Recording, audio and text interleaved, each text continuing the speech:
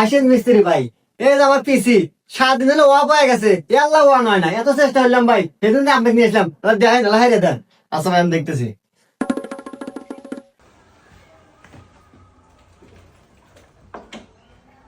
আচ্ছা ভাই, আপনি একটা কাজ করেন, এক গ্লাস পানি নিয়ে আসেন, আমি হাঁটতেছি।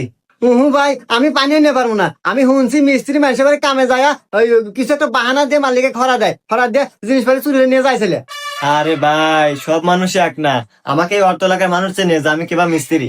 আপনি আমাকে বিশ্বাস করে পারেন, আপনি এক গ্লাস পানি নিয়ে আসেন, আমি হাঁটতেছি। আচ্ছা ভাই, আনতেছি।